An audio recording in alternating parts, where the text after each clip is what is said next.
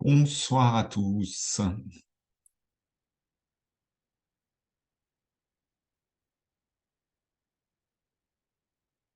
Comment allez-vous? Alors, attendez, j'ai un problème de son. Ça commence fort. Est-ce que vous m'entendez? Oui, Sylvain. Ah, génial. Bonsoir, Bonsoir. Olivier, bonsoir Mathieu. Alors, je vais tout de suite essayer de lancer le direct Facebook pour voir. Je ne vous cache pas que c'est une première hein, pour moi aussi. Allez, en direct.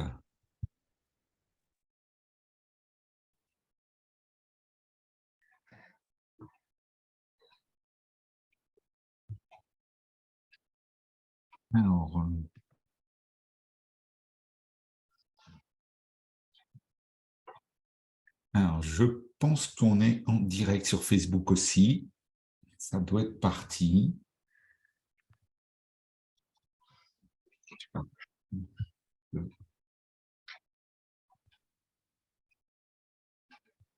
Est-ce que tu as déjà cliqué sur l'enregistrement? Alors, normalement, l'enregistrement, il devait se lancer automatiquement, mais je vais le vérifier. Ça clignote, je ne sais pas si c'est bien. Ouais, donc l'enregistrement est parti aussi. D'accord. Voilà. Ok, on va attendre encore quelques minutes, des fois qu'il y a encore au moins une personne. Xavier, je vois qu'il s'est connecté aussi. Vous êtes les 3 personnes qui avaient pris le soin de renseigner le formulaire. Et du coup, vous allez être des privilégiés.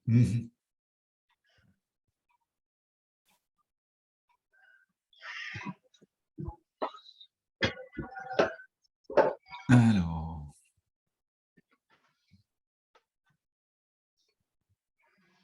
on se donne encore 1 ou 2 minutes. En attendant, vous pouvez mettre dans le chat d'où vous venez. Et je vais vous demander votre niveau d'énergie ce soir. Alors,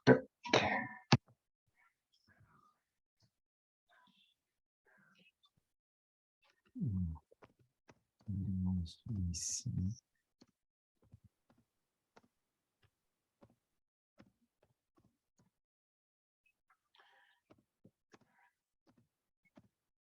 Voilà.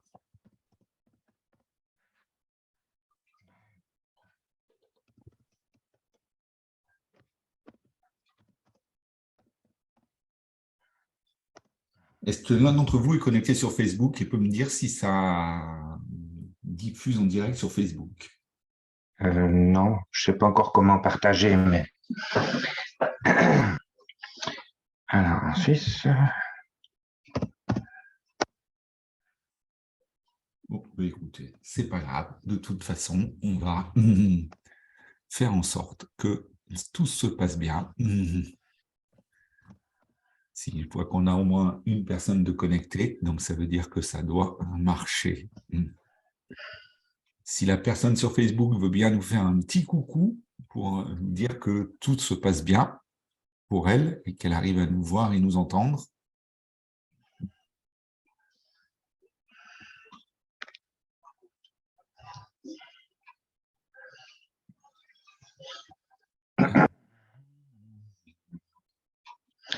mais il y a une fenêtre pour cliquer sur Facebook. Est-ce qu'on arrive directement à Facebook? Non, non, non, laisse, moi D'accord, c'est juste une question. alors, je l'ai jamais essayé et du coup, je préfère ne pas l'essayer. D'accord. Ça a l'air de marcher. Super, ça fonctionne. Merci Xavier d'avoir confirmé que ça fonctionnait. Ok, eh ben, merci à vous tous de vous être connectés ce soir sur ce premier webinaire. Donc, ce sera une série de 3 webinaires qui sera du coup dédié à ce que j'appelle le pilier de la performance et aussi oser. pour des performances à la hauteur de votre potentiel. Donc, l'idée de cette série de 3 webinaires, hein, elle est très simple, c'est de partager avec vous ma vision de la performance et notamment de la performance sportive, mais pas que, puisque je sais que notamment Olivier, tu es intéressé pour notamment de l'entrepreneuriat et comment on peut développer de l'assurance. Et effectivement, que ça soit dans le monde du sport ou dans le monde de l'entreprise, on va pouvoir utiliser les mêmes drivers pour pouvoir aller chercher de la confiance, de la motivation et vraiment tout ce qui va avec. Donc, tu es au bon endroit ici aussi pour ce domaine-là. Avant toute chose, je vais commencer par me présenter parce que je pense que tout le monde ne me connaît pas. Et donc, je vais commencer par tranquillement vous présenter mon parcours. Alors, je vais surtout présenter mon parcours sportif ici, puisque c'est un petit peu le cœur de cette présentation aujourd'hui, hein, qui est la performance par le prisme du sport. Donc, moi, c'est Sylvain Charras, je suis arbitre international depuis 2010. Hein. Donc, en 2010, j'ai commencé ma carrière, c'était à Bristol. On reviendra un petit peu sur mon parcours d'arbitre.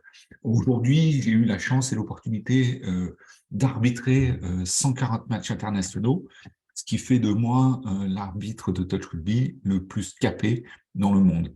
Au cours de ces 140 matchs internationaux, je dirais qu'il y en a 8 qui m'ont plus particulièrement marqué. C'est mes 3 finales mondiales, et mes 5 finales européennes. Donc, ça veut dire que sur les 8 dernières grandes compétitions auxquelles j'ai participé, j'ai eu la chance, enfin, j'ai travaillé pour l'opportunité d'arbitrer ces grandes finales. Donc, ça, c'est pour le côté sportif et sur le terrain. En parallèle de ça, et ça, c'est une opportunité immense qui m'a été donnée du fait de pratiquer un sport qui, au début, était vraiment à son tout début du développement, hein. Et ben, c'est de construire aussi tout ce qui va autour du terrain. Et donc, très vite, je me suis formé en tant que coach et formateur, hein, c'est-à-dire qu'aujourd'hui, j'accompagne des arbitres sur le terrain pour leur développement sous forme de coaching et formateur, c'est-à-dire que je dispense toutes les formations d'arbitres euh, pour l'Europe. Alors, il y a un groupe de coachs et formateurs, hein, et donc moi, j'en fais partie depuis 2011. J'ai eu aussi la chance d'être à la direction technique nationale en France, hein, donc j'ai été responsable de l'arbitrage de 2014 à 2021. Et au cours de ce temps-là, j'ai vraiment eu à structurer, comme une sorte d'entreprise, hein, tout ce qui va passer par le développement de l'arbitrage en France. Donc, on va parler coaching, formation, suivi. Et donc, par cette vision-là, j'ai vraiment ramené tout ce que je pouvais avoir dans mon expérience professionnelle dans le monde du sport. Et puis, mes résultats en France m'ont amené à prendre la direction européenne des arbitres. Donc, entre 2020 et 2022, j'étais le directeur européen de l'arbitrage. Donc, c'est finalement diriger l'ensemble du développement de l'arbitrage sur l'Europe. Donc, en Europe, c'est 19 pays hein, qui jouent. Alors, 19 pays affiliés, mais 17 qui jouent réellement. Et donc, c'est des niveaux de développement totalement hétérogènes et différents. On a des pays qui découvrent le sport et d'autres qui ont déjà une grosse expérience, puisque ça fait plus de 20 ans, avec toutes les structures qui sont déjà en place. Et donc, il m'a fallu accompagner ces personnes-là, ces pays, dans le développement et la mise en place de leur système d'arbitrage. Voilà. J'ai laissé ce poste début 2023 pour me consacrer à la dernière partie de qui je suis aujourd'hui, hein, c'est cette activité de coach et de préparateur mental.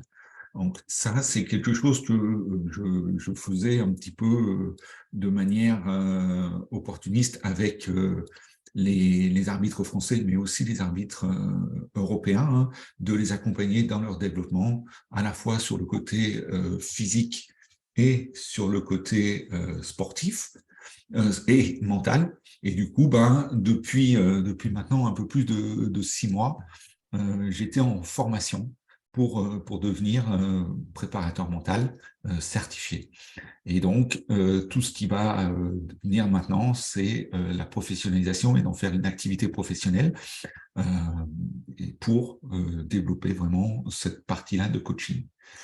Donc, ça, c'est, je dirais, la partie présentation du personnage et de la personne que je suis aujourd'hui. Euh, Au cours de ça, je vais quand même revenir sur mon expérience sportive en tant qu'arbitre, parce qu'elle est quand même en tout point remarquable, et c'est bien à partir de celle-là que je tire énormément d'expérience et de savoir-être, de savoir-faire que je veux aujourd'hui transmettre par mon activité. Donc, mon activité d'arbitre a débuté.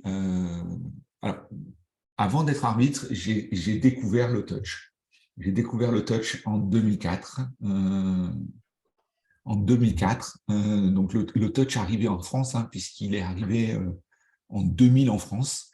Et alors, c'est vraiment le pur des hasards. C'est-à-dire que j'étais à ce moment-là plutôt entraîneur de préparation physique en musculation, et un collègue m'a demandé de l'entraîner pour justement ce sport. Et puis j'ai été le découvrir et je suis resté. Ce qui fait que 19 ans après, je suis toujours dans ce sport. Alors très rapidement, j'ai compris que être sur le terrain, joueur, c'était pas forcément pour moi, parce que il faut, dans ce sport, attraper un ballon ovale qui a tendance à pas être facile à attraper. Et puis après, en plus, il faut le redonner à son partenaire. Alors moi, avec mon passé de lanceur, faire une passe, il y en a beaucoup qui partaient très très loin, mais pas dans les mains des personnes. Donc, on m'a gentiment proposé de devenir arbitre. Donc en 2007, j'ai suivi toutes mes formations d'arbitre. D'arbitre premier niveau, hein, pour, euh, pour commencer, et puis arbitrer au niveau régional. Et très rapidement, comme je vous disais, hein, c'est un sport qui est en plein développement, qui est encore où il y a tout à construire. Et on me propose d'arbitrer au niveau international.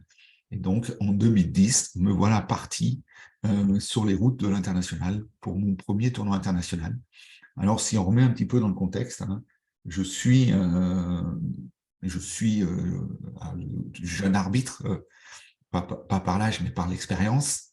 L'anglais, c'est très difficile pour moi, je ne comprends pas beaucoup de mots, mais on est un groupe de copains et on part en 2010 sur cette Coupe d'Europe euh, pour découvrir le touch. Le touch et l'arbitrage de haut niveau pour moi. Et puis, je dirais que c'était une première expérience qui m'a donné envie de continuer. En 2011, j'ai eu la chance d'être appelé sur la Coupe du Monde, donc première Coupe du Monde, mais c'est surtout à partir de 2012 que je vais commencer à vraiment switcher. Quand je dis switcher, hein, c'est me consacrer quasiment exclusivement à l'arbitrage. Et 2012, ça marque aussi ma première finale européenne. C'est-à-dire que ça fait 2 ans que j'arbitre au niveau international et j'ai déjà franchi suffisamment de paliers pour venir aborder et arbitrer une finale de Coupe d'Europe. Donc c'était la finale Women Open. Et puis, de fil en aiguille, je me retrouve en 2018 pour, je dirais, un centième match mémorable. Un centième match mémorable, le centième match, mon centième match, c'est la finale de Coupe du Monde des jeunes de moins de 20 ans en Malaisie. Et donc là, c'est vraiment un sentiment d'arriver à un très haut niveau, au top niveau de ce qu'on peut faire. En plus, pour un centième match, c'est vraiment quelque chose de fabuleux, ce moment que j'ai pu vivre sur le terrain. Alors, c'est aussi des moments qui sont très challengeants et notamment pour le côté mental, de savoir comment gérer tout ça. On apprend énormément. Et puis, la dernière date que je veux partager avec vous, c'est 2019. 2019, c'est la Coupe du Monde, encore une fois en Malaisie. La Coupe du Monde en Malaisie, où ben là, j'ai la chance de gravir, je dirais, encore une étape, hein, puisque je suis à ce moment-là, alors on parle classé, de classement, je suis classé numéro 1 européen. Et pour moi, c'est vraiment arriver au pinnacle, au sommet de ce qu'on peut faire. Euh, Ça, c'est vraiment tout mon parcours sportif, hein. Donc, autour de ce parcours sportif, on s'aperçoit qu'en moins de 10 saisons, je suis passé d'un niveau régional où j'ai arbitré les clubs locaux. À l'époque, j'étais autour de Grenoble, à le top niveau international, puisque je suis à ce moment-là sur une finale de Coupe du Monde à arbitrer des jeunes joueurs pour la Coupe du Monde. Et ce que je veux vraiment faire passer aujourd'hui et dans ce que j'ai envie de donner maintenant, c'est cette connaissance, ce savoir, cet apprentissage que j'ai fait. Donc, j'ai eu des périodes où j'ai été beaucoup autodidacte, beaucoup cherché, beaucoup essayé, beaucoup échoué aussi. Et on verra que c'est quand même pour moi une des clés importantes de la réussite, hein, de la performance sportive, cette notion d'échec. Et puis, je me suis aussi beaucoup fait accompagner par plein de personnes. Donc, voilà mon parcours au sein du sport. Euh, Maintenant, ce que je vous propose, c'est de rentrer un petit peu plus dans le vif du sujet, hein, qui est la performance, les piliers de la performance.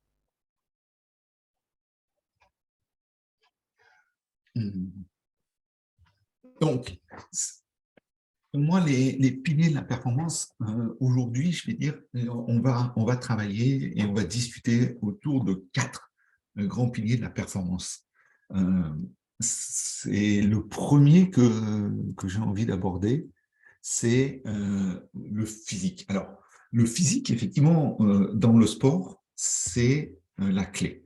C'est la clé parce que finalement, beaucoup de carrières se construisent avant tout par une force physique, une compétence physique.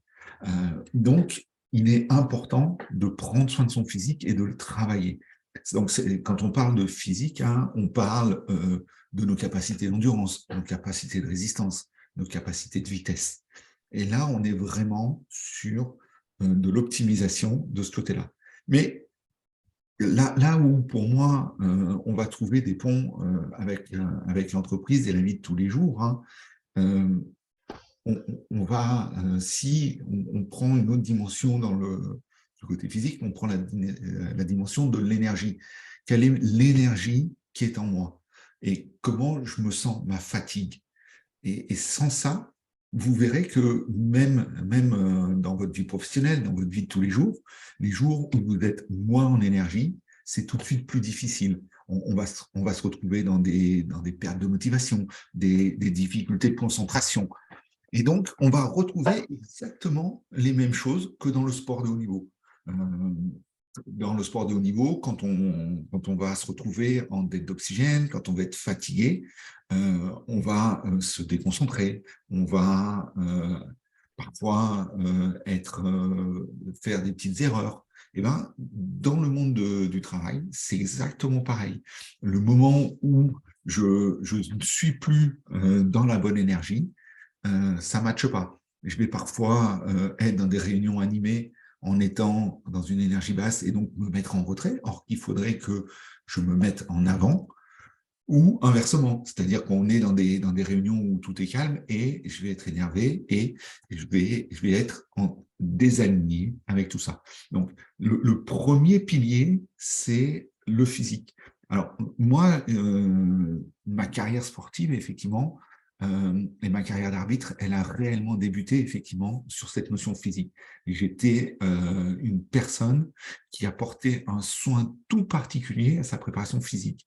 Et justement, ça me permettait de compenser dans le sport certains petits manques, manque de connaissance du jeu ou manque sur des mauvais positionnements, de pouvoir, par cette dimension physique, compenser certaines petites choses. Le premier pilier, c'est le physique. Le deuxième pilier, c'est le sens tactique et technique. Alors, on va parler ici de tactique, technique. Alors, technique individuelle, c'est ma capacité à réaliser les différents mouvements. Si je prends l'exemple du basket, par exemple, c'est ma capacité à scorer, à mettre le ballon dans le panier. Ça va être dans un mouvement d'athlétisme, le lancer du disque, par exemple, ma capacité technique à réaliser le mouvement pour envoyer mon engin le plus loin possible. Je mets ici aussi tout ce qu'on va pouvoir trouver aussi dans les tactiques collectives, comment l'équipe va jouer, le positionnement défensif, la tactique d'attaque, comment on pose ses attaques, comment on se positionne en défense. Donc, ce qui paraît évident dans le monde du sport peut, là aussi, encore une fois, se transposer dans le monde de l'entreprise. Dans le monde de l'entreprise, on va parler de compétences. De quelles compétences j'ai besoin pour réaliser les tâches que je dois réaliser au quotidien, ou comment collectivement on solutionne un problème. C'est pour moi des ponts qu'on va retrouver entre la tactique et la technique dans du sport ou dans l'entreprise. Donc ça, c'est vraiment mon aptitude à effectuer ou individuellement, soit collectivement, certains gestes ou certains mouvements pour que, ensemble, on avance. Donc, vraiment, la technique et la tactique, c'est le deuxième pilier de la performance pour moi. Se projeter dessus, sur comment et ma capacité à faire les choses. Le troisième, c'est la stratégie. La stratégie, c'est qu'est-ce que je mets en place pour lier tout ça. C'est mon plan d'action. Comment je vais ordonnancer les choses, comment je vais mettre en musique les choses. Je dirais, tel le chef d'orchestre, comment je vais faire en sorte que tous les éléments dont j'ai besoin vont se mettre en place au bon moment, dans le bon temps. C'est-à-dire que chaque fois que je fais quelque chose, ça soit aligné, placé sur mon objectif. Donc, là, je dirais, c'est plutôt l'inverse, c'est plutôt l'entreprise, le monde du travail qui va m'amener dans cette vision du sport, de cette planification, de cette stratégie, de quoi j'ai besoin pour performer. Est-ce que j'ai besoin de m'améliorer physiquement? Est-ce que j'ai besoin de m'améliorer tactiquement, techniquement? Comment les différentes briques viennent s'interconnecter et se mettre en place les unes les autres. Donc, ma stratégie, c'est mon plan d'action. C'est vraiment la route, le chemin que je me trace pour aller vers cette performance. Donc, on verra après que pour moi, ce qui est d'important, c'est de savoir d'où on part et où on veut aller. Et une fois qu'on a fait cette évaluation de où je suis, où est-ce que je veux aller? Que ça soit dans le sport ou dans la vie professionnelle, on est toujours sur une transformation de soi. C'est cette transformation qui va apporter la performance. Et donc, la planifier en se projetant dans quels sont mes besoins et de quoi j'ai besoin d'apporter pour gagner ces petites choses. Le dernier, et c'est vraiment l'endroit où aujourd'hui je vais plutôt m'engouffrer en tant que préparateur mental et coach, c'est justement cet aspect mental. Alors, dans le côté mental, hein, moi, j'y place beaucoup de choses. On va par exemple y trouver tout ce qui va toucher à la motivation. Euh, Comment je reste motivé, comment je fais face à des échecs, à des obstacles. Ça, c'est vraiment pour moi ce qui va toucher la motivation. Alors, on pourra ici aller vraiment voir pourquoi je fais les choses, pourquoi j'ai envie de faire les choses. Donc ça, c'est l'une des bases de la préparation mentale. Le deuxième volet pour moi de cette préparation mentale, hein, c'est la confiance en moi et comment je construis cette confiance en moi. Alors, là, par exemple, pour toi, Olivier, qui me posait la question de comment développer de l'assurance dans sa posture d'entrepreneur, euh, pour moi, ce qui est important, quand on veut prendre de l'assurance, hein, quand on veut prendre de la confiance finalement, alors la confiance, c'est sur sa capacité à faire les choses. Pour moi, ça passe par la mise en action, réaliser des actions imparfaites, mais se mettre dans le mouvement. C'est en faisant, en exécutant les choses que l'on va prendre confiance et qu'on va trouver l'assurance. Moi, par exemple, ce que je suis en train de faire, c'est une mise en action pour me lancer dans ma posture d'entrepreneur demain. Et j'essaye quelque chose, je mets en place quelque chose, je ferai derrière un feedback et j'aurai appris des nouvelles compétences. Et c'est vraiment dans cette boucle de je passe à l'action, j'apprends des nouvelles compétences. Donc, quand je passe à l'action, j'accepte de ne pas être compétent à un moment, d'être imparfait, que je prends cette confiance de réaliser les choses. Donc ça, c'est pour moi comme ça que tu vas réussir à prendre de l'assurance en essayant de faire des petites choses. Alors, c'est là où ça devient intéressant hein, de se projeter dans la préparation mentale et dans la projection mentale. C'est-à-dire que si ça nous paraît insurmontable, c'est que on vise trop gros, trop vite. Je ne peux pas passer du niveau régional au top niveau mondial en une saison. Non, je dois faire le chemin. Et donc, je dois le jalonner de morceaux plus petits. Donc là, je vous le fais avec le chemin pour aller d'un certain niveau d'arbitrage à un autre. Mais dans tout ce qu'on va pouvoir entreprendre, dans tous nos challenges, il va falloir se projeter dans l'avenir et le découper en petites étapes. Et ces petites étapes, hein, elles doivent être suffisamment petites pour qu'elles nous paraissent réalisables. Elles doivent quand même nous challenger un petit peu, parce que c'est comme ça qu'on va trouver de la motivation. Et une fois qu'elles sont réalisées, on travaille sur la confiance. Pareil, sur le stress. La préparation mentale, le mental va nous donner des outils, des capacités pour gérer ce stress. Je dirais que le stress, il est globalement lié à un premier facteur qui est la perception entre notre capacité à réaliser ce qu'on veut réaliser et la, la perception de la situation. C'est-à-dire que je me suis mis une ambition trop grande par rapport à la vision que j'ai de mes capacités aujourd'hui. Et c'est cette différence-là qui va faire que je vais être stressé. Globalement, hein, le stress, il va apparaître pour moi dans plusieurs circonstances. La première circonstance, c'est quand je projette les difficultés du passé dans le présent. C'est-à-dire que j'ai échoué ou j'ai eu des difficultés dans le passé et je ne vais pas y arriver dans le présent. Et là, c'est un facteur de stress. Donc, dans la préparation mentale, hein, on va chercher à venir maîtriser l'instant.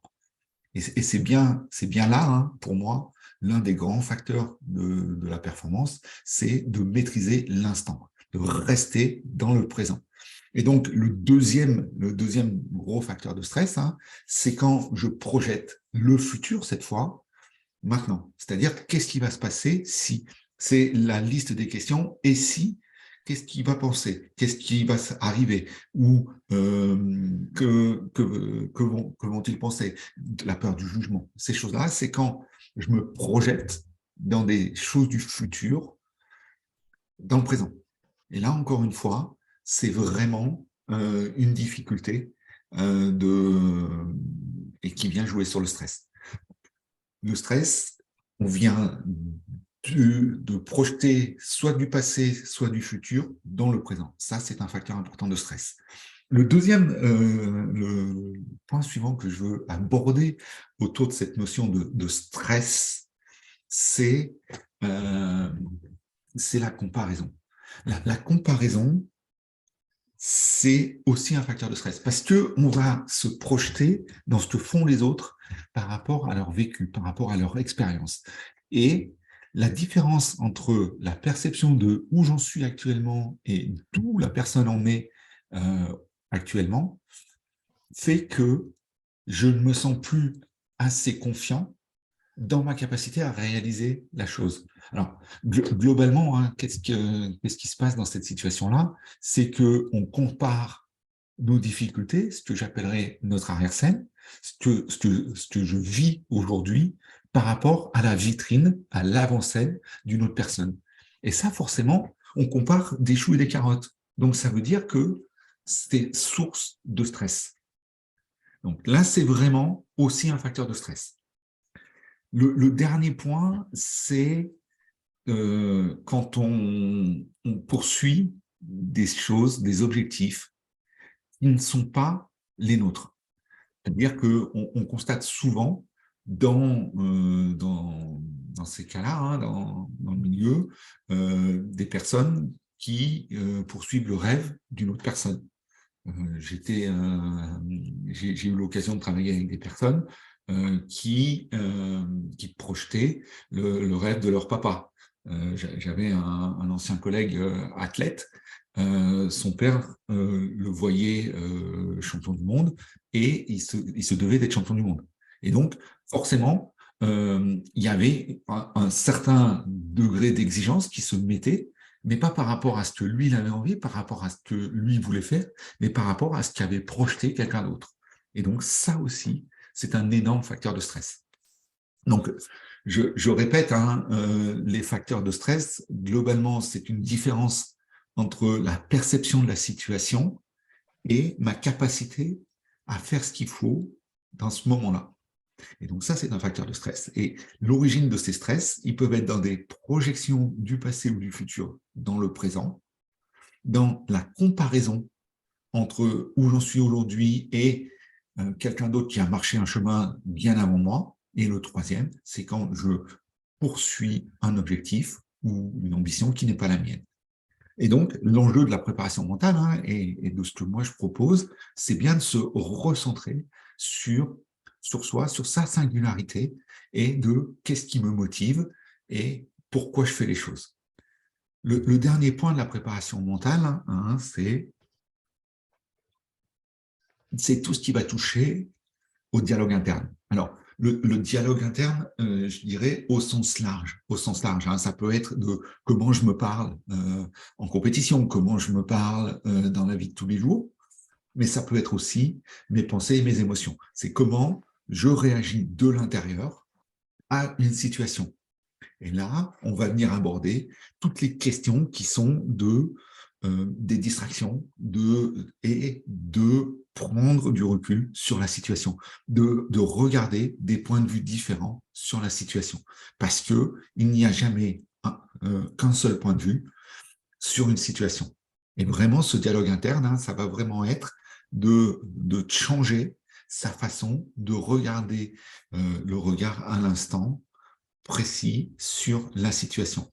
Alors, j'ai mis ici dialogue interne, hein, mais ça peut être une pensée négative, une émotion, et comment je gère tout ça. Et vraiment, pour moi, la performance, elle se base sur deux fondations, que sont le physique et la compétence, technique et tactique. C'est ordonnancer dans des plans stratégiques pour coordonner les différents domaines, et c'est nourri par un mindset, un mental fort qui vient vraiment cimenter tout ça. Donc, je dirais que là, on est arrivé à un premier niveau. On a vu les quatre, pour moi, les quatre piliers, les quatre pieds de la performance. Ce que je vous propose maintenant, c'est de ne pas oublier une chose. C'est que pour que la performance, elle dure dans le temps, il faut qu'il reste, il faut qu'il y ait du plaisir. On peut, par instant, par moment, se trouver dans un déséquilibre et prendre un petit peu moins de plaisir. Mais si on veut performer dans la durée, si on veut suivre, durer longtemps, il faudra forcément qu'à un moment, on prenne du plaisir. On prenne du plaisir à s'entraîner, on prenne du plaisir à progresser, à apprendre. Et donc, ça, c'est pour moi vraiment quelque chose d'important. Cette notion de plaisir, je suis resté très longtemps à être vraiment dans une démarche de plutôt d'engagement, de résilience, de force, où j'étais dans un engagement quasiment total. Alors, je prenais quand même du plaisir. Et de plus en plus, je m'aperçois que sans le plaisir, nos performances plafonnent. Je vais vous donner un exemple là-dessus. Sur les championnats d'Europe l'année dernière, j'ai eu quelques problèmes physiques qui m'ont empêché de m'entraîner. D'accord. Et du coup, je suis arrivé au championnat d'Europe dans une forme qui n'était pas la forme que j'avais pouvais avoir d'habitude. J'ai d'ailleurs grandement hésité à me présenter au championnat du monde, au championnat d'Europe, parce que ma forme physique n'était pas optimum. Elle n'était pas ce qu'elle a pu être. Par contre, moi, de mon côté, dans ma préparation, avec les moyens que j'avais donné 100% de ce que je pouvais. Je ne pouvais pas faire plus. Et du coup, j'ai décidé d'aborder ces championnats d'Europe avec un état d'esprit différent. C'est-à-dire que pour la première fois depuis 5 ou 6 ans, mon objectif n'était pas la performance, le ranking et d'aller chercher cette grande finale. Mais c'était de prendre les matchs les uns après les autres et de profiter du moment. Parce que, m'étant posé la question de est-ce que je participe ou est-ce que je ne participe pas, mon enjeu était différent. C'était vraiment, si j'y allais, c'était pour prendre du plaisir. Et bien, ce qui s'est passé, c'est que sur les 2 premiers jours, j'étais très bien. J'étais vraiment dans cette démarche-là et je me suis vraiment fait plaisir sur le terrain. Et puis après, j'ai été rattrapé. C'est-à-dire qu'à la fin du 2e jour, physiquement, ça allait bien, je prenais du plaisir, j'arbitrais bien. Et ben, je me suis remis dans une démarche de compétition et de me dire, OK, dis donc, écoute, tu es venu pour le plaisir, mais là, vu ce que tu fais pour l'instant, tu peux peut-être aller chercher un truc un peu plus haut et puis aller accrocher une nouvelle belle finale. Et puis, le 3e jour, il était catastrophique. Mes douleurs sont revenues. J'ai pris beaucoup moins de plaisir parce que finalement, physiquement, c'était plus dur. Et on était vraiment dans cette notion-là de j'ai perdu le plaisir et mes performances ont chuté. Et du coup, à la fin du 3e jour, j'étais aux soins parce que je devais me soigner.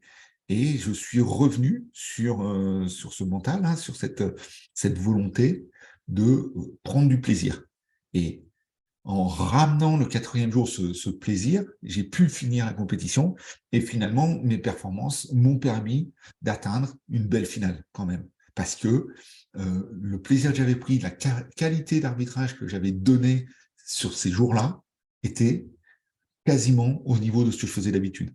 Et ça, c'est vraiment intéressant. C'est que j'ai vraiment pris conscience qu'on a aussi besoin du plaisir pour performer et pour performer longtemps. Alors, je vous ai parlé de ce que j'aime bien, qui est quand on veut travailler sa performance, c'est une transformation d'un état actuel à un état futur.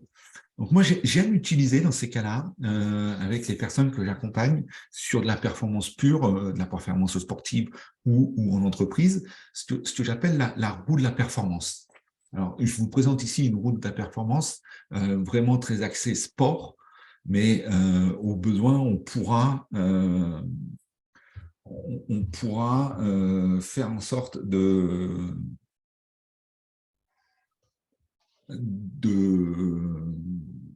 de l'adapter en fonction de vos besoins. Et d'ailleurs, je vous recommande à tous de, de l'adapter en fonction de vos besoins et de vos vecteurs de performance dans votre activité. Celle qui est présentée là, elle est vraiment axée pour le sport. Donc, j'ai identifié 7 domaines qui, pour moi, font la clé de la réussite sportive et de la performance sportive. Donc, on va y retrouver effectivement tout ce volet physique, le volet de la préparation physique, hein, quelle est mon énergie? Donc, est-ce que j'ai besoin de capacité de vitesse? Est-ce que j'ai besoin de capacité d'endurance? Est-ce que j'ai besoin de résilience, de résistance? Et ça, c'est vraiment, je vais vous inviter à évaluer le niveau où vous êtes, d'évaluer à votre âme et conscience. Hein. C'est pour vous que ça travaille. C'est pas pour un autre. C'est vraiment votre ambition, votre performance. Et donc, ça demande un investissement et un engagement. Et donc, ça commence par faire cette auto-évaluation. Alors, il est possible, hein, quand on fait ce genre d'évaluation, de s'appuyer sur son entraîneur qui, lui, a une vision peut-être plus objective ou qui va venir vous challenger. Donc, l'état actuel, ben, par exemple, aujourd'hui, je suis à 6 sur 10. OK, je suis à 6 sur 10, mais est-ce que c'est suffisant pour atteindre ce que je veux atteindre? Oui ou non? Et hop, je me dis, non, c'est pas suffisant. Je voudrais bien avoir un 8 sur 10 pour ma prochaine compétition. OK, donc pour l'instant, je fais juste une évaluation de où j'en suis actuellement et où j'ai besoin d'être pour réussir la performance que je veux. Et puis, je vais le faire sur l'ensemble des domaines. Alors, le domaine physique, les règles et le sport. Alors, qu'est-ce que je mets derrière? Je vais prendre un exemple d'ailleurs pour commencer de ça. C'est Jérôme Garcès, donc, qui était arbitre de rugby, qui a arbitré la dernière finale de Coupe du Monde, et il disait que il n'aimait pas arbitrer Richie Mako. Et pourquoi Richie Mako était très difficile à arbitrer? C'est parce que c'était un sportif qui connaissait les règles au moins aussi bien que n'importe quel arbitre qui les arbitrait. C'est-à-dire que chaque fois, il venait jouer à la limite de la règle. Il était dans la règle, mais à la limite. Mais ce qui se passait, c'est que l'arbitre, le temps qu'il processe de est-ce qu'il est dans la règle ou pas dans la règle, il était piégé dans je ne peux plus siffler et il laissait jouer. Et c'est là qu'il était très fort. Donc, connaître les règles pour pouvoir venir travailler à la limite des règles. Attention, respecter les règles, mais venir les utiliser dans toute leur subtilité. Dans l'entreprise, on va parler du cadre, de quel est le cadre de mon intervention, qu'est-ce que je peux faire ou ne pas faire. Euh, Ça, c'est important. Je vais aller aussi sur le côté du sport. Pourquoi c'est important de connaître le sport? Parce que le sport, et là, c'est Kobe Bryant, hein, qui était vraiment un passionné et un obsédé complet de la connaissance et la maîtrise de son sport. Il connaissait toutes les techniques d'équipe, toutes les tactiques d'équipe, tous les points forts et les points faibles de tous les joueurs qu'il allait affronter. Et cette personne-là, hein, Kobe Bryant, il avait employé une personne dédiée, et c'est lui qui le payait, hein, à l'analyse des forces et faiblesses de l'ensemble de ses adversaires. Et avant chaque match, il passait des heures avec cet analyste-là et pour travailler de comment il pouvait prendre le dessus sur tel adversaire ou tel autre adversaire. Connaître le sport, c'est aussi savoir comment les équipes qu'on va affronter vont jouer leur tactique. Et donc ça, c'est pour moi quelque chose de très important. Encore une fois, hein, actuel, futur. Moi, j'ai fait l'exercice j'ai fait l'exercice pour devenir numéro 1 européen.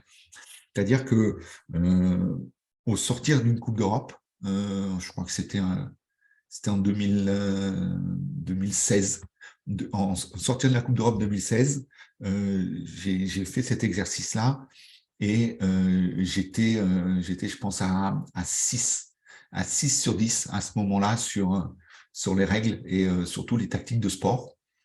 Et du coup, pour progresser dans la connaissance du sport, j'ai passé tous mes diplômes d'entraîneur dans le sport.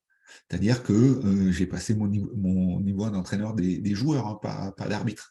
Et je me suis formé, j'ai même suivi les cours de la fédération anglaise pour devenir entraîneur niveau 1 et niveau 2. Et pourquoi? Parce qu'ils expliquaient l'ensemble des mouvements, des tactiques d'attaque et de défense. Et je les ai appris, j'ai travaillé dessus, et ça a payé. Ça a payé parce que en connaissant mieux ce que je cherchais à faire les joueurs sur le terrain, j'ai anticipé leurs mouvements, mon placement était meilleur, mon jugement était bien meilleur. C'est des petites choses comme ça, hein, qui m'ont permis de passer des paliers et de devenir numéro 1 européen. Donc, on est sur ma connaissance du sport et des règles et quels moyens j'ai pour progresser. Aujourd'hui, c'est quelque chose que j'enseigne aux coachs et aux arbitres en ayant détaillé à la vidéo. J'ai fait énormément de travail en vidéo pour comprendre ça. Le troisième, je vais peut-être pas beaucoup le détailler, hein, puisque c'est quelque chose qui est assez classique. C'est ma technique individuelle. Quels sont mes points forts, quels sont mes points faibles? Où est-ce que j'ai besoin de progresser dans mon mouvement, dans mes mouvements, dans mes techniques individuelles ou collectivement, où est-ce qu'on a besoin de progresser? Donc ça, c'est la technique, où j'en suis, où je veux aller. Le suivant, c'est en termes de préparation mentale, en termes de concentration, de dialogue interne, de gestion du stress, de motivation, comment je me positionne? Est-ce que je suis plutôt à un niveau 4 et je dois aller à un niveau 8, ou est-ce que je suis à un niveau 8 et ça me suffit pour faire ce que je veux aujourd'hui? Donc ça, c'est important. L'axe suivant, il va venir chercher vraiment plutôt sur la partie préparation. Donc la préparation, c'est mon plan d'entraînement. C'est ce qui va venir nourrir finalement le pilier de la stratégie. C'est qu'est-ce que je mets en place au quotidien, l'enchaînement des séances pour réussir cette performance. Et comment je progresse, comment je vais m'entraîner, où est-ce que je vais mettre mes efforts pour progresser et vraiment aller chercher cette performance. Donc la préparation, c'est le plan d'entraînement, ça se travaille. Je vais mettre un petit peu plus de physique, un petit peu plus de technique, un petit peu plus de mental. Par contre, je vais mettre un petit peu moins de connaissance des règles parce que j'ai fait l'effort l'année dernière, donc ça me suffit. Et vous voyez que en dessinant un petit peu tous ces actuels et ces futurs, je vais pouvoir identifier des axes de travail que je vais mettre et planifier dans ma préparation. Donc, la préparation, son plan d'entraînement, ça, c'est important. L'axe suivant, on ne l'a pas vu dans les piliers, mais c'est pour moi quelque chose qui est vital. Ce qui est vital, c'est mon environnement. Alors, quand je parle d'environnement, c'est pas uniquement le staff et les joueurs. C'est pas le staff, l'équipe, c'est pas mon entraîneur, c'est pas ce que j'ai appelé dans mes vidéos l'équipe technique, hein. C'est les gens qui, autour de moi, vont me permettre d'être au meilleur le jour J. C'est aussi toute la famille, tous les amis, tout ce filet de personnes, hein, qui vont être au quotidien avec moi, des personnes sur qui je peux compter, sur qui vont m'appuyer, qui vont être des soutiens indéfectibles.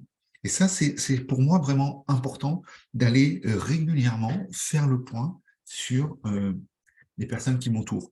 J'ai tendance de dire, il n'y a rien de pire de commencer un projet et que quand vous l'annoncez au repas le soir, tout le monde se met à rire en disant c'est pas possible.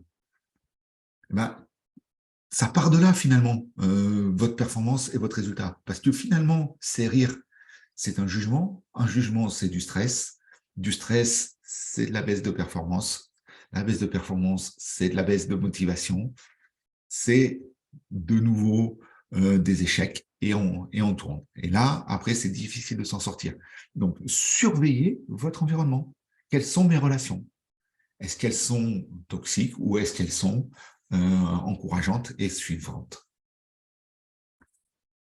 Le dernier point que j'ai détaillé, c'est de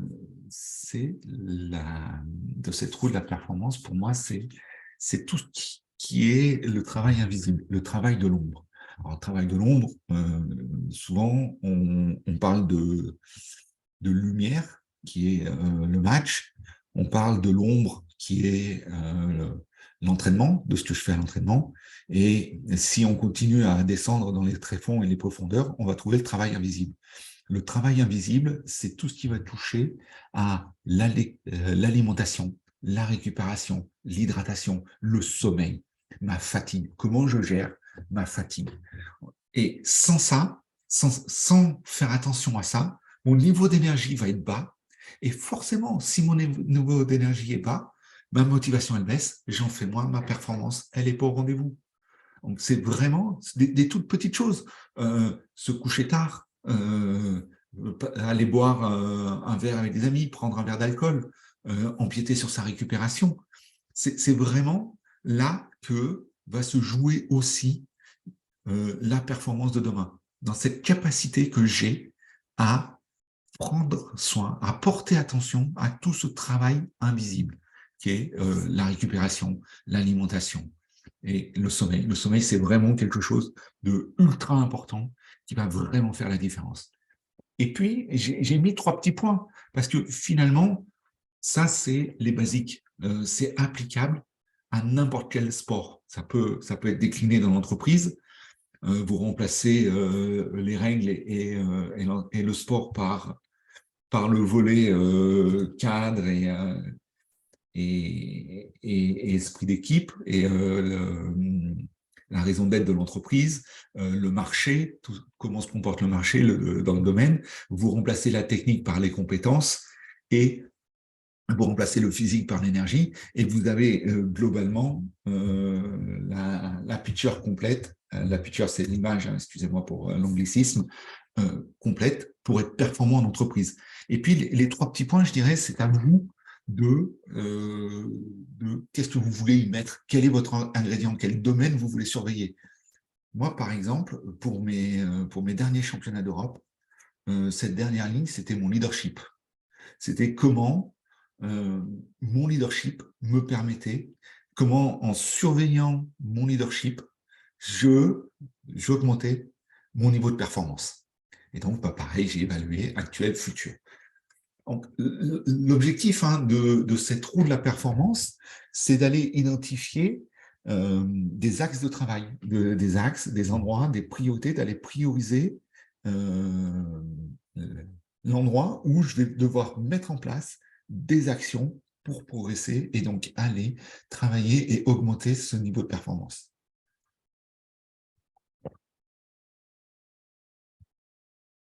Alors, je n'ai pas du tout regardé le chat du Zoom. Si vous avez des questions... ok, non, il n'y a pas de questions dans le Zoom non plus. Nickel. Je voulais, par la suite, rentrer un petit peu plus dans la partie mentale. Et en fait, au-delà des quatre piliers de la performance, je voulais voir avec vous les 4 étapes de la performance. Les 4 étapes de la performance. Donc, la première, et finalement, c'est un petit peu le cœur de ce que moi je propose et ce que j'ai envie de travailler avec les personnes qui voudront poursuivre avec moi, hein, c'est d'apprendre à se connaître. Apprendre à se connaître, c'est ses motivations. C'est pourquoi je fais les choses. Qu'est-ce qui me pousse à faire les choses? Qu'est-ce qui me donne envie? Quelles sont les raisons qui font que j'ai envie de continuer à faire ce sport, de m'entraîner, de me dépasser, d'aller au-delà de tout ça. On va aller vraiment chercher le plaisir d'apprendre des nouvelles choses, la sensation procurée et l'accomplissement pour aller vraiment chercher cette réussite. Donc, apprendre à se connaître, c'est aussi porter attention à un triptyque qui, dans la préparation mentale, est vital. C'est le triptyque des pensées, émotions, comportements. Ces trois choses-là sont liées et vont vraiment composer l'ensemble de votre état d'esprit. Si l'un ne va pas bien, forcément, assez rapidement derrière, on va trouver des réactions en chaîne, des réactions en cascade, et l'un va enclencher, par exemple, on va prendre, j'ai une émotion de colère. Une émotion de colère va pour moi agir sur une pensée. Je vais pas y arriver, c'est pas possible, il m'énerve. Et ces pensées vont avoir des impacts sur mon comportement. Mon comportement, c'est-à-dire que je vais sortir du match, je vais crier sur l'arbitre, m'adresser au public. Et en fait, finalement, ce cercle a un impact sur ma performance. Et donc, l'apprendre à se connaître, c'est maîtriser ses pensées, ses émotions et son comportement pour vraiment se rentrer dans cette démarche de performance et de réussite.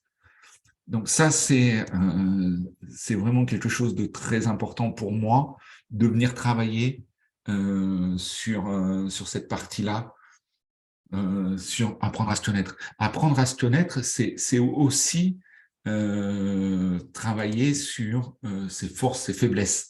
C'est travailler sur ses croyances. Et donc, c'est vraiment, pour moi, l'un des piliers de l'accompagnement en préparation mentale. C'est vraiment cette connexion à soi-même.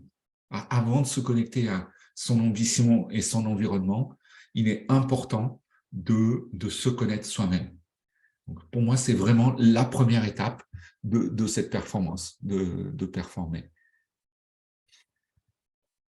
Le deuxième palier, pour moi, ça va être de vraiment se préparer. Et là, on va rentrer dans des techniques de préparation mentale qui vont nous permettre de construire sa confiance, hein, donc par l'action, par aussi les réussites du passé que on va projeter et ancrer dans l'avenir. Et puis, c'est aussi tout ce qu'on va avoir comme technique de visualisation et de répétition mentale pour travailler des gestes, pour travailler l'anticipation de ce qui pourrait se passer, travailler sur ces distractions. Il faut savoir que le cerveau humain, il ne fait pas la différence entre quelque chose qui va vivre réellement et quelque chose qu'on va visualiser ou qu'on va sensorialiser. Quand je dis sensorialiser, hein, c'est-à-dire que on va ressentir le moment avec ces cinq sens, que ça soit la vue, que ça soit le toucher, l'odorat, le goût ou l'ouïe. C'est vraiment se projeter dans l'exécution de ce qu'on a à faire pour vraiment optimiser ce volet technique, tactique, et ça, on peut le travailler dans la préparation mentale par la visualisation ou la répétition mentale. Donc, ça, c'est pour moi la deuxième étape. La troisième étape, et c'est l'instant qu'il faut maîtriser d'après, c'est gérer l'avant-compétition. Gérer l'avant-compétition, c'est très souvent appréhender son stress. Appréhender son stress, hein, pour moi, ça commence d'abord et avant tout par une fixation d'objectifs qui soient smart et qui soient adéquats, qui soient bien pensés. Parce qu'un objectif trop élevé va augmenter notre sensation de stress. Un objectif qui va être trop bas va nous amener dans une autre forme de stress qui est l'hypostress. Et l'hypostress est aussi un facteur de moindre performance. Et donc, l'enjeu, c'est de trouver le bon niveau pour que le stress soit à la fois motivant mais pas trop pour ne pas nous bloquer d'être dans de l'hyperstress. Et du coup, dans cette étape-là, en préparation mentale, moi, j'aime beaucoup travailler et amener sur ce que... excusez-moi, j'ai plus de batterie sur mon PC. Hop, je me branche. J'aime beaucoup amener sur la routine de pré-compétition. C'est comment je me conditionne pour avoir une performance optimum. Alors, des techniques de conditionnement, hein, il y en a qui vont être juste mentales, et puis il y en a d'autres qui vont mettre à la fois de la dimension physique, du mouvement, et de la préparation mentale. L'idée hein, là, c'est qu'on rentre dans un tunnel qui nous amène et qui nous guide vers la performance. Donc ça, c'est, je dirais, la troisième étape qui est vraiment gérer l'avant-compétition. Alors l'avant-compétition, ça peut aller, je dirais, juste avant la compétition ou la journée avant, mais on est vraiment très proche du moment de la performance. Alors, je parle compétition, mais ça peut être une grosse présentation, ça peut être une conférence pour un lancement de produit, ça peut être n'importe quoi. Tout ce que je dis est forcément transposable dans d'autres milieux que le sport. Et enfin, il y a l'instant. Il y a l'instant de la compétition. C'est vraiment dans cette partie de préparation mentale, ce qu'on va aller chercher dans cette étape-là, hein, c'est de maîtriser l'instant présent. C'est comment je fais pour rester concentré. Rester concentré si je fais une erreur. Comment je gère mon émotion, comment je gère mes pensées. Vous voyez, on a vu au début d'apprendre à se connaître, c'est-à-dire quels sont mes comportements quand j'ai telle pensée ou quand j'ai telle émotion, quels sont les comportements que j'ai l'habitude d'avoir appris. Et donc là, on va venir travailler sur des ancrages qui vont nous permettre de revenir dans des zones de maîtrise, dans des comportements. Et ça, pour moi, c'est vraiment de la préparation mentale où, dans la phase de préparation mentale ici, hein, on va non seulement visualiser, mais aussi on va aller ancrer des moyens de revenir dans ces zones de maîtrise pour que quand on sera en compétition, on sera en train de sortir de l'instant, d'avoir ces outils qui nous permettent de revenir. Et donc, c'est vraiment, pour moi, un tout. Ces 4 étapes, c'est pour moi la clé, et vraiment l'une des clés majeures de l'accompagnement en préparation mentale pour devenir performant demain. Voilà ce que j'avais prévu de vous présenter ce soir. Je ne sais pas s'il y a des questions dans le chat ou ailleurs. Je vais revenir. Mathieu, est-ce que Mathieu est encore là? Et de toute façon, je vais répondre à sa question même s'il n'est plus là. Oui, Mathieu est encore là. Donc, Mathieu m'a posé une question en amont du live et il me demandait à quel moment on se sent prêt pour une épreuve. Ah, je dirais qu'on se sent prêt à partir du moment où on s'est préparé. Est-ce que tu vas être prêt quand tu auras le sentiment d'avoir fait ton maximum pour t'y préparer? Si à un moment donné, tu n'arrives pas à atteindre ce sentiment de confiance suffisant pour te dire « je suis prêt », c'est probablement parce que tu as mis un objectif ou une ambition qui est trop élevée, tu as des attentes qui sont trop élevées par rapport à ton niveau de confiance. Et donc, ça veut dire qu'il faut que tu ajustes ton ambition, tes attentes par rapport à ta capacité à faire ou à la perception de la capacité que tu as à faire. Et ça c'est l'une des clés. Hein, les trois piliers de la confiance, hein, c'est l'énergie. Attendez, je dois avoir un slide que j'avais préparé au cas où. Voilà. La confiance, les 3 piliers de la confiance, parce que finalement, c'est juste une question de confiance, hein, se sentir prêt pour une épreuve ou pour un événement. Euh, c'est l'énergie. C'est est-ce que je suis fatigué? Quand on est fatigué, forcément, ma confiance, elle est plus basse. Donc, c'est travailler sur son énergie, se reposer. On revient là sur le volet, je gère mon travail invisible pour être sûr de bien récupérer, d'être dans la bonne énergie pour réaliser ce que j'ai réalisé. Deux, c'est mes émotions. C'est qu'est-ce que je ressens dans mon corps, dans mon esprit. C'est comment je vis les choses. Du coup, derrière les émotions, hein, on va trouver le triptyque émotion, pensée, comportement. Donc, forcément, la maîtrise de mes émotions, les émotions primaires et les autres, hein, sont la clé de la confiance. Je me sens, j'ai peur parce que j'ai la peur du jugement et ainsi de suite. Ça, c'est de l'émotion. C'est comment je gère mes émotions. Et le troisième, c'est l'estime, l'amour et la vision de soi. C'est le regard que je porte sur ma capacité à faire les choses. Ça, c'est plutôt la confiance. L'estime, c'est la valeur que je porte à ce que je réalise. Et l'amour, c'est un petit peu vraiment au-dessus. C'est quelle vision j'ai de moi. Et là-dessus, c'est vraiment ça la clé de la confiance. Et pour moi, hein, pour maîtriser, pour avoir et aller sur ces piliers-là, il n'y a pas de solution miracle. C'est que il faut passer à l'action. Il faut réaliser des choses pour remonter en énergie, pour changer ses comportements. Je change mon comportement, ça change mes pensées, ça vient travailler mon émotion.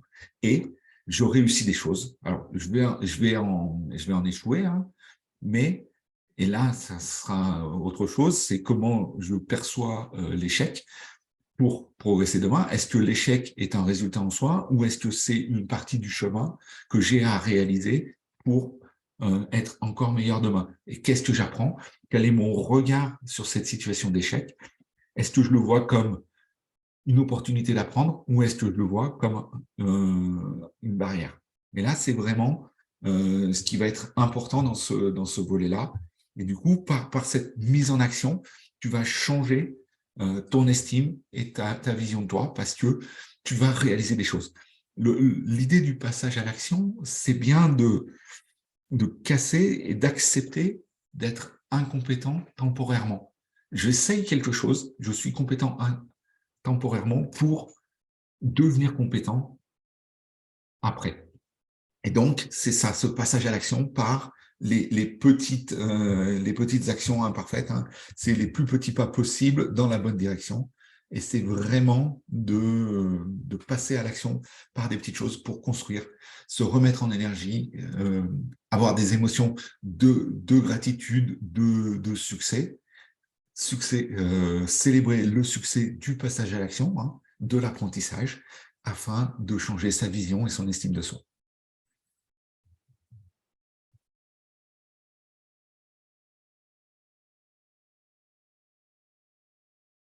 OK.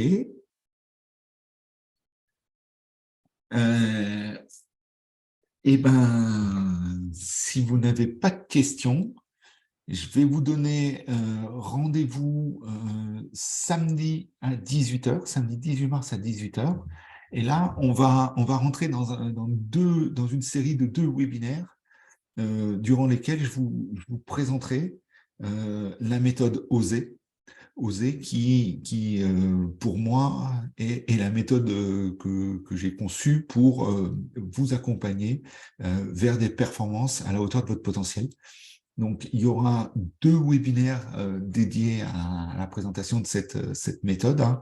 Le premier, on verra les 2 premières étapes et le deuxième nous permettra de finir le tour d'horizon de la méthode et je profiterai de ce deuxième webinaire pour vous proposer une offre d'accompagnement dans la suite. Alors, ça sera une offre mixte entre de l'accompagnement en groupe où on viendra travailler son mindset et prendre les outils en collectif et un accompagnement personnalisé pour se mettre en action et pour aller plus loin. Voilà pour le webinaire d'aujourd'hui. Si vous avez dernière question. Je me ferai une joie d'y répondre.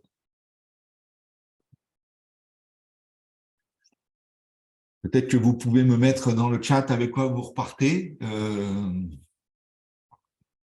Ah, Olivier, il y a une question. Les retours des joueurs sur mon arbitrage, il y a toujours des insatisfaits. Mais globalement, les joueurs aiment quand je les arbitre parce que aujourd'hui, j'ai une perception du jeu qui est de les laisser jouer. Je comprends bien ce qu'ils veulent faire. Donc, aujourd'hui, je suis un facilitateur de jeu. Donc, les joueurs viennent plutôt nous remercier à la fin de faciliter le jeu, de vraiment être au service du jeu, des personnes et du jeu pour qu'eux prennent plaisir. Moi c'est vraiment un peu mon leitmotiv, hein, de faire en sorte que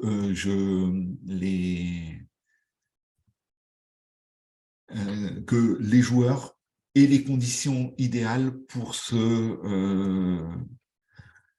s'exprimer au maximum. Et plus les joueurs vont prendre du plaisir, plus nous, en tant qu'arbitre, on va prendre du plaisir aussi. Donc, c'est vraiment, pour moi, une performance réussie, c'est vraiment quand j'ai aidé et facilité le jeu, euh, pour moi.